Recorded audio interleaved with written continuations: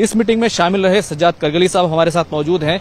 सोनम वांगचुक की जो पत्नी है गीतांजलि अंगमो, उन्होंने कहा था कि आप लोग उनकी बात उठाएंगे, सोनम वांगचुक की बात रखेंगे। हमने वो सोनम वांगचुक की बात सबने उठाई, करबलाई साहब ने उठाई, कमर साहब ने भी उठाई, ऑनरेबल एमपी ने भी उठाई। क्या कहा आप लोगों ने? हमने कहा कि उनको छोड़ दिया जाना चाहिए, बल्कि कमर साहब ने तो कहा कि वो हमारे अपेक्स और केडीए के लीडर है, इस वक्त हमारे मूवमेंट का चेहरा है, तो उन्हें छोड़ दिया जाना चाहिए। दो अहम आप लोगों की मांगे थी, एक तो जुडिशियल इंक्वायरी की मांग पूरी हो गई, लेकिन डिटेनीज को छोड़े जाने की बात और उसके बाद जिन लोगों की मौत हुई है तशद्दुद में, वायलेंस में, उनको कंपनसेशन की भी बात की है, और फिर जो डिटेनीज है उनको छोड़े जाने की मांग की है। सरकार की तरफ से कोई आश्वासन दिया गया, कोई बात हुई? वो भी उनकी तरफ से भी आश्वासन वो टेकअप करेंगे हायर अथॉरिटीज से, उस पर बात होगी।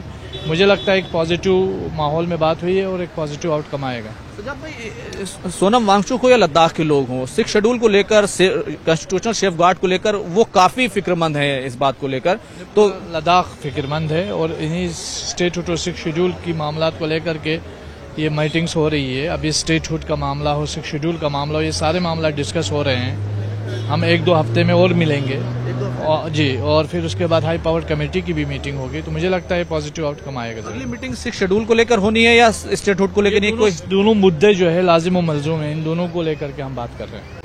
सोनम वांगचुक का मामला सुप्रीम कोर्ट में है और 29 तारीख को इस पूरे मामले में सुनवाई होने वाली है, लेकिन उससे पहले गृह मंत्रालय में लद्दाख के लीडर्स के साथ एक अहम मीटिंग थोड़ी देर पहले ही खत्म हुई है। इस मीटिंग में शामिल रहे सज्जाद करगली साहब हमारे साथ मौजूद हैं। सोनम वांगचुक की जो पत्नी है गीतांजलि अंगमो, उन्होंने कहा था कि आप लोग उनकी बात उठाएंगे, सोनम वांगचुक की बात रखेंगे। हमने वो सोनम वांगचुक की बात सबने उठाई, करबलाई साहब ने उठाई, कमर साहब ने भी उठाई, ऑनरेबल एमपी ने भी उठाई। क्या कहा आप लोगों ने? हमने कहा कि उनको छोड़ दिया जाना चाहिए, बल्कि कमर साहब ने तो कहा कि वो हमारे अपेक्स और केडीए के लीडर है, इस वक्त हमारे मूवमेंट का चेहरा है, तो उन्हें छोड़ दिया जाना चाहिए। दो अहम आप लोगों की मांगे थी, एक तो जुडिशियल इंक्वायरी की मांग पूरी हो गई, लेकिन डिटेनीज को छोड़े जाने की बात और उसके बाद जिन लोगों की मौत हुई है तशद्दुद में, वायलेंस में, उनको कंपनसेशन की भी बात की है, और फिर जो डिटेनीज है उनको छोड़े जाने की मांग की है।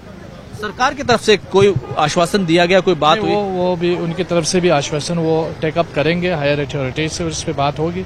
मुझे लगता है एक पॉजिटिव माहौल में बात हुई है और एक पॉजिटिव आउटकम आएगा। सज्जाद भाई, सोनम वांगचुक हो या लद्दाख के लोग हों, 6 शेड्यूल को लेकर, कॉन्स्टिट्यूशनल सेफ गार्ड को लेकर वो काफी फिक्रमंद है इस बात को लेकर।